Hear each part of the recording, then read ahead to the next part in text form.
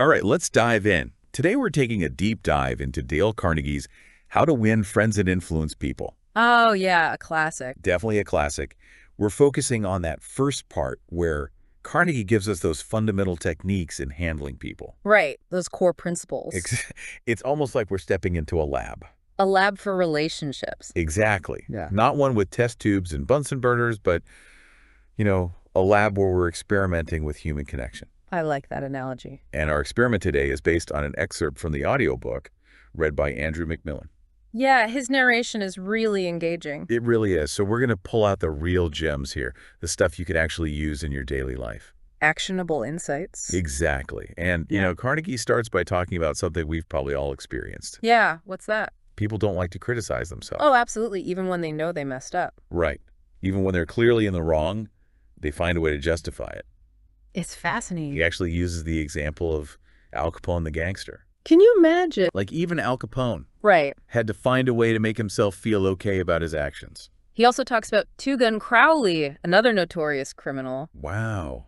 So even these hardened criminals It seems like it, yeah. struggle with self-criticism. It speaks to a very deep human tendency, I think. It's aversion to admitting fault. Exactly. So if even hardened criminals struggle with self-criticism, Right. how does that change how we should approach interacting with others? That's a good question. Like if you see a coworker making a mistake, Yeah. do you just jump right to criticism? I think if we keep in mind that most people are already fighting that internal battle of self-criticism, it makes us pause. Right. Maybe instead of launching into a critique, Yeah. we try a different approach. Okay, so then Carnegie brings up Abraham Lincoln, who is known for being pretty skilled with people. Oh yeah, Honest Abe. But here's the thing. Lincoln was actually a master of throwing shade early in his career. Oh, really? Like, you wouldn't think of Honest Abe as the guy writing scathing letters and poems. To roast his rivals. Exactly. But that's what he did. That's so interesting. It's kind of amazing, isn't it? It really is. It makes his transformation even more remarkable. Yeah, you wouldn't expect that from him. So he evolved.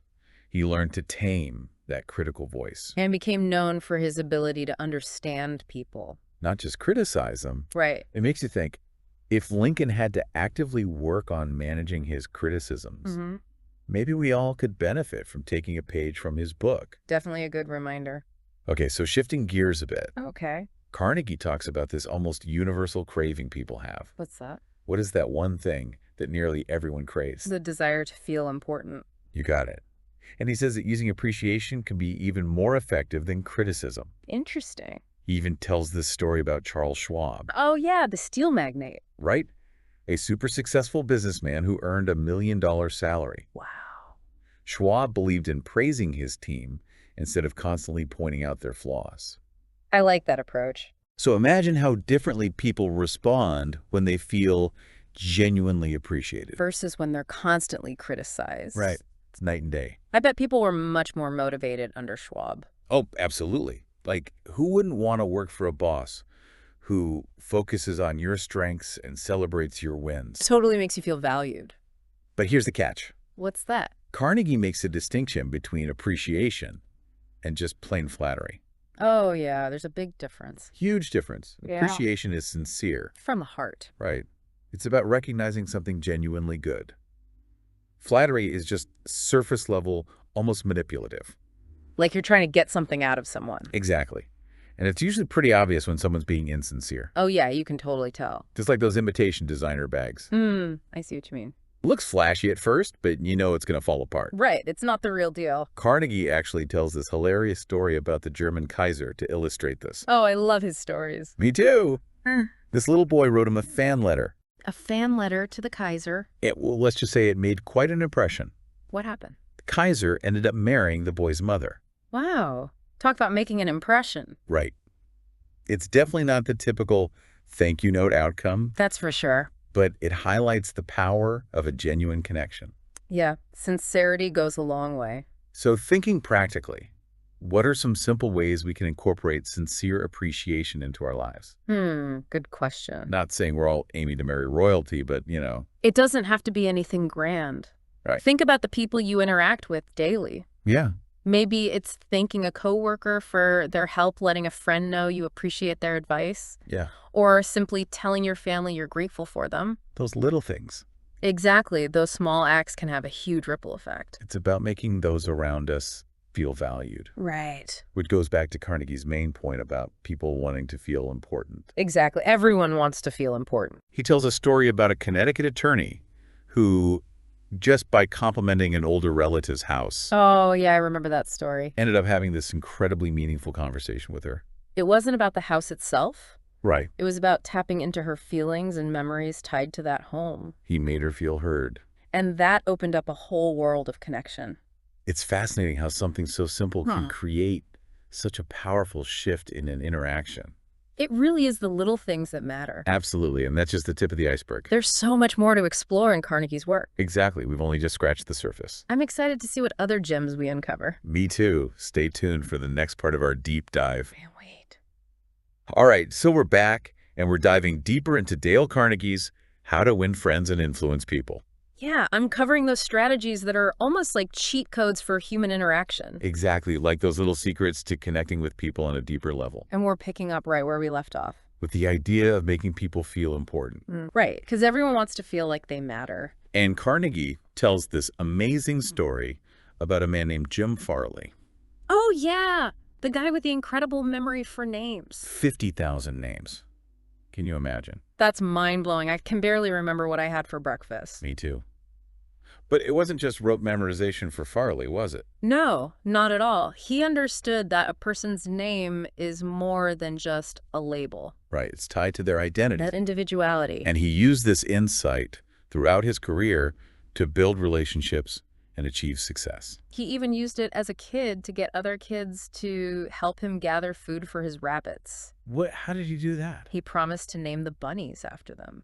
That's brilliant. Even as a child, he understood the power of recognition. Yeah, he was tapping into that desire to feel important. And it's something he carried with him throughout his life. From electing presidents to forging successful business relationships. It's a reminder that even seemingly simple strategies can have a huge impact. Absolutely. Sometimes it's the little things that make the biggest difference. So do you think this need to feel important is something we grow out of?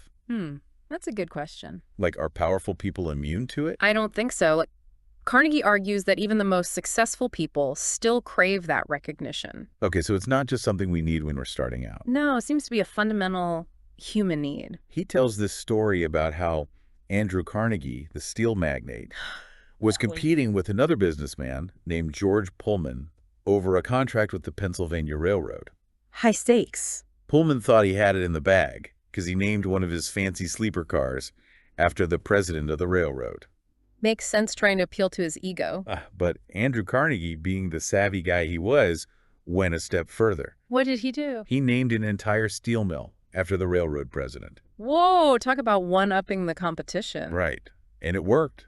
He got the contract. It shows that even someone in a position of power, like the president of a railroad, still wants to feel appreciated and acknowledged. It's humbling to realize that we all share that need on some level. So we've got to keep that in mind in all our interactions. Yeah, whether we're dealing with colleagues, clients, or even our loved ones. Okay, shifting gears a bit. Okay. Carnegie talks about the importance of being a good listener. Oh, yeah, that's a crucial skill. I've always considered myself a good listener. Me too. But is there more to it than just hearing the words? I think so. Truly, listening is about making the other person feel understood and valued. It's about being present in the conversation. Right. Not just waiting for your turn to talk. Carnegie argues that most people would rather have a good listener than a good talker. That makes sense. He tells this story about this guy who's constantly complaining about the New York Telephone Company. Oh, yeah. He was their worst nightmare. Lawsuits, letters to the editor, the whole 9 yards. Wow. And they finally sent one of their best troubleshooters to deal with them. His secret weapon wasn't arguing or defending the company. It was listening. He just listened. He let the guy rant for hours. And by doing so, he diffused the situation. And eventually turned him into an ally. It's amazing what can happen when we just shut up and listen. Sometimes that's all people really need. It applies to personal relationships as well. Absolutely. So often people feel unheard and unappreciated. Because their partners aren't truly listening to them. We get caught up in our own thoughts or distractions. Yeah, it's easy to do. But we need to make a conscious effort to be present and attentive when someone's talking to us. Put down our phones, make eye contact, really absorb what they're saying. Both verbally and non-verbally. It's like an art form. There's a real skill to it. Yeah, mastering the art of listening can transform your relationships. And it's not just about personal connections. It can benefit us professionally as well. Oh, absolutely. So we're seeing that being a good listener is essential for building strong relationships. Both personally and professionally. Now, Carnegie doesn't stop there. He goes on to emphasize the importance of speaking in terms of the other person's interests. Right, tailoring your message to your audience. He says the fastest way to win someone over is to talk about what matters to them. Exactly. He uses Theodore Roosevelt as an example. Teddy Roosevelt, the Rough Rider president. I know, right? You wouldn't picture him as a master conversationalist. But apparently he was quite the charmer. Really? How so? He would stay up late the night before a meeting. Wow. Reading up on topics he knew his guests would be interested in. So he was prepared to engage them on a level that resonated with them. Exactly. He was doing his homework for human connection. I love that. It shows that he genuinely cared about connecting with people. Yeah, it wasn't just about him. It was about making the other person feel valued. And Carnegie tells this great story about a salesman who was trying to sell bread to a hotel manager for years. Oh, yeah, I remember that one. And nothing worked. He just couldn't get the manager to bite. So what did he do? He finally discovered the manager's passion for this organization called the Hotel Greeters of America. The Hotel Greeters. And suddenly the sale wasn't about bread anymore. It was about a shared interest. Exactly. The manager lit up. They talked for ages. And the salesman not only got the order, but he ended up joining the greeters. That's awesome. It just shows how powerful common ground can be. It's those unexpected points of commonality that often spark the strongest connections. So we need to be open to those serendipitous moments. And be willing to step outside of our own interests. To truly connect with others on a deeper level. Okay, now, for a principle, that might seem obvious. What's that? The power of a smile. Ah, yes. A smile can go a long way. It sounds so simple. But why does Carnegie place so much emphasis on it? Because it's such a powerful nonverbal signal. Of warmth, friendliness, approachability. Exactly. It makes people more receptive to what you have to say. He tells a story about how a simple smile helped him turn around a negative interaction with a grumpy waiter. Oh, yeah, I remember that one. The waiter messed up his order. And instead of getting angry, Carnegie chose to smile. And treat him with respect. And what happened? The waiter's demeanor softened. He apologized and even offered him a free dessert. It's amazing how a small gesture can completely change the dynamic of an interaction. And it highlights the contagious nature of positivity. When we smile at someone, they're more likely to smile back. It creates a ripple effect of good vibes. But what about those days when you just don't feel like smiling? Yeah, we all have those days. Life throws curveballs, you're stressed. Maybe you just spilled coffee on your shirt? Do we force a smile then? Carnegie actually recommends faking it till you make it. Really? He cites the psychologist William James, who argued that our actions can influence our emotions. So by choosing to smile, even if we don't feel like it, we might actually start feeling happier. Like tricking our brains into a better mood. Exactly. Yeah. But it's not just about forcing a smile. Right. It's about cultivating a more positive outlook overall. Choosing to focus on the good, even when things are tough. He also talks about the importance of surrounding ourselves with positive people. Yeah, because negativity can be contagious too. He tells the story of a woman who felt isolated in her office job. Oh yeah, she was craving connection. So she started making an effort to greet her coworkers with a smile and a friendly hello. And that small change transformed her workplace. And helped her build genuine friendships. It's a reminder that we have the power to create positive change in our own environments. By choosing to be positive and proactive. So we've covered a lot of ground here. The power of names, the art of listening, finding common ground, the magic of a smile. It's like we're building a toolkit for building better relationships. And these tools are as relevant today as they were when Carnegie first wrote about them. Nearly a century ago. They're not just theories. They're practical strategies we can all use to improve our interactions with others. So as we head into the final part of our deep dive, think about which of these tools resonate most with you. And how you might start incorporating them into your life.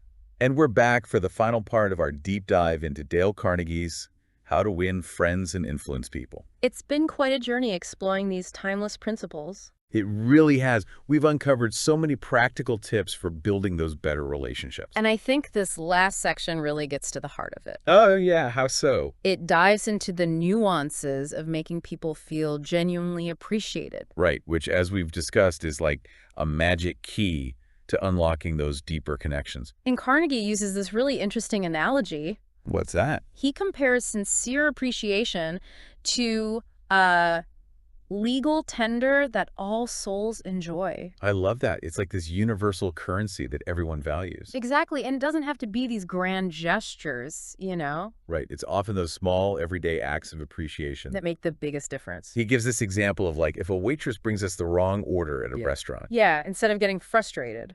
We can just say something like, "Oh, I'm sorry to trouble you, but I actually ordered the French fries." Right. Acknowledge the effort even if there's a mistake.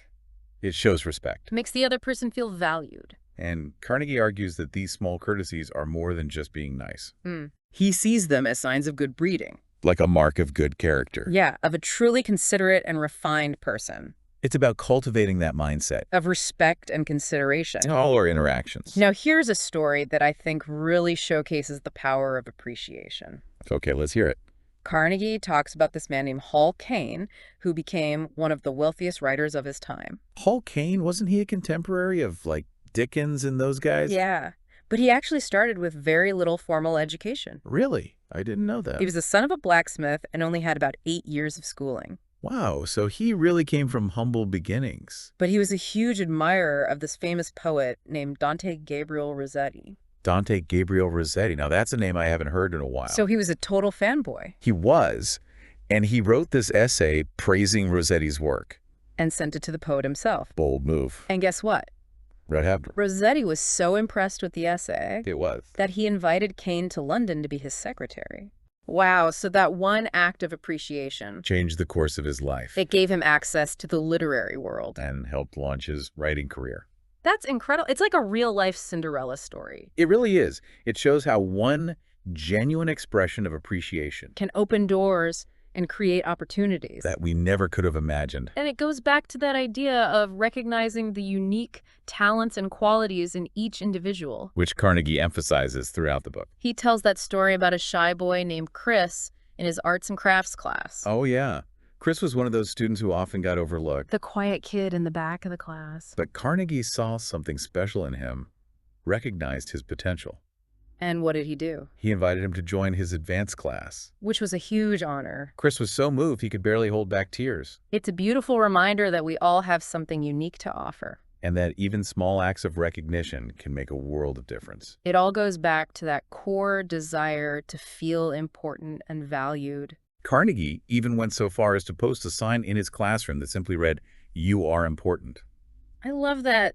Such a simple but profound message. It's a message we all need to hear, and it reminds us to treat everyone with that same respect and dignity.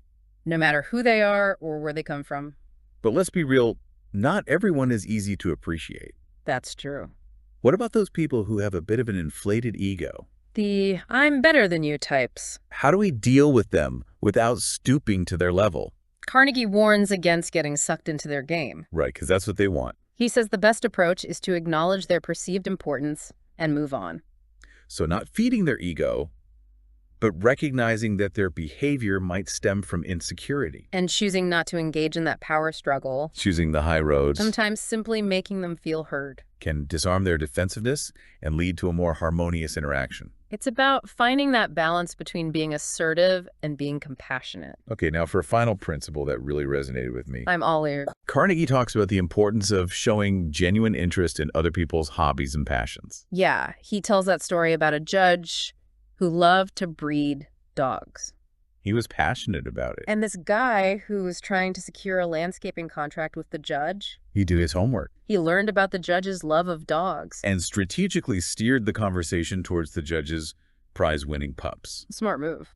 The judge was thrilled to talk about his hobby. And they ended up spending over an hour discussing dogs' kennels' pedigrees. And by the end of the visit, the judge had not only awarded him the contract, But he also offered to give him a puppy. that's what I call a successful meeting. It's a perfect example of how finding that common ground That shared passion can create those unexpected opportunities. and forge genuine connections. It's a beautiful illustration of the power of genuine interest. It's not about pretending to care about something you don't. It's about finding those points of connection that spark genuine conversation and build rapport. And that seems like the perfect note to end on.